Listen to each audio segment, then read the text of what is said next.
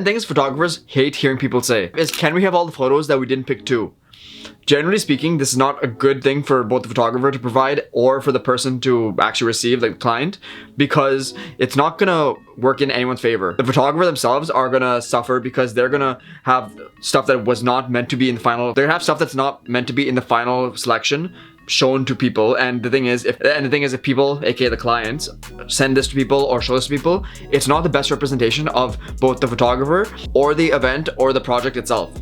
So both people suffer in that sense, and it's not worth for either one to get most of all the photos. And in that sense, it's not worth usually the time for the photographer to send those over. The only time this is okay, I'd say, is if you put a watermark saying it's unedited, or if they actually pay substantially more for these extras that they didn't get, because that's something that you are providing extra and it's not part of the original agreement, or if it is, it's something you've already prearranged and that's already been dealt with. I have a really nice camera. How much would you charge if you use mine? I've had people say this to me before as well. They're like, oh, I have this phone that does way more than your camera, or, you know, I have a better camera than you, or something like that. Well, it's just not something that I personally like hearing, because I've invested a lot of time and money into my camera.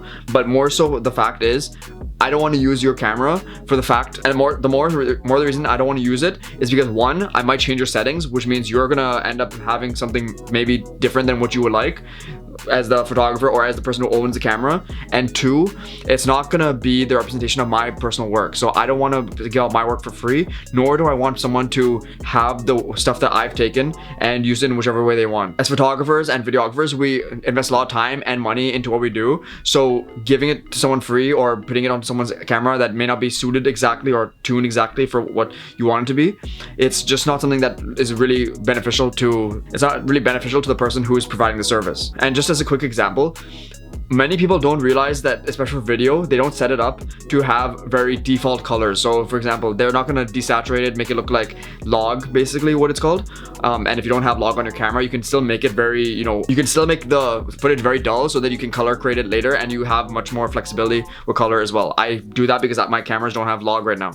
So that's just something to keep in mind, because most people may not have that set up, and you're not going to remember how to set that up off the top of your head. So you're just not going to get the best, neither person's going to get the best out of the camera. It's like asking someone to use a Canon when they only use Nikon or they only use Sony. Doesn't really work. I saw this on Pinterest. Can we try it? Personally speaking, I don't really mind, because people like trying things. It takes some of the guesswork out of me having to do certain things or provide certain things, or in general just actually have to plan for it. But some people say this is some people say this is taking your creative vision out of the entire project. So I'm again a bit torn on this one, because I do like having some things just done for me, because it takes a lot of stress off of you, because, you know, with cameras and stuff, you have 10,000 other things to remember on the moment. So that's just something I think it depends on who the photographer or videographer is, and that's something you just have to talk to them about, and that's going to be very subjective. Do you mind if I get some shots too? And in this context, it means basically people want to take the shot themselves. So if they have their phone, they bring their own camera, etc., etc. I personally don't mind usually, because I usually work around it. But the thing is, especially, and I've learned this a lot more recently too, is you want to dictate where you are going to be. And especially if you can show that you are the main photographer, videographer, etc., that's going to be your benefit, and it's going to make sure the client is always happy in the end, because you're getting the shot that they need. Because I've had many times, especially since I'm a little smaller, I'm not that big of a person, it's harder for me to be seen, and people generally try to come in the way, and I have to literally say like, excuse me, I need to take this photo, etc., etc. So depends again, but this is something that you really have to make sure that you actually emphasize more, because people are always gonna come in the way. All these uncles are gonna be like, I want to take photo on my camera, you know, I want to take photo on my phone, it is much better, I have paid money $1,000 for this. Okay, I'm just joking, but hopefully I gave you a little bit of a laugh. Anyway, my point is, it's just something that you need to actually make sure that you really emphasize to the clients, but also to everyone there. If you have to grab the mic for the event and say, please don't come in the way, or please let me get my photos, etc., or line up, that's something that's gonna help you so much more, and it'll allow you to get the shots that you need. I'm looking at all the people who have those like very nice phones, very nice iPhones, etc. How many megapixels does your camera have? My phone has that many. So the problem is, people think, oh, a camera that I have, you know, a DSLR has, let's say 30 megapixels, and then my phone has 30 megapixels or 45. Well, yeah, they both sound like they're equal. They're not equal. And I've said this before because one, phones kind of skew it, especially with the iPhone. I find that the HDR and all that stuff, it really makes it seem like you're getting a better picture in the long run. It really makes it seem like you're getting a better picture, but in the long run, you're actually getting a worse picture because on your phone, it'll look great. There's no questioning about that. But when you start to take it and put it onto a poster or, make it larger, etc., you're gonna realize that the image really falls apart really quickly, and it's very hard to save it as well. Now, I know the phones are getting better, but that's something that you have to remember to tell your clients as well.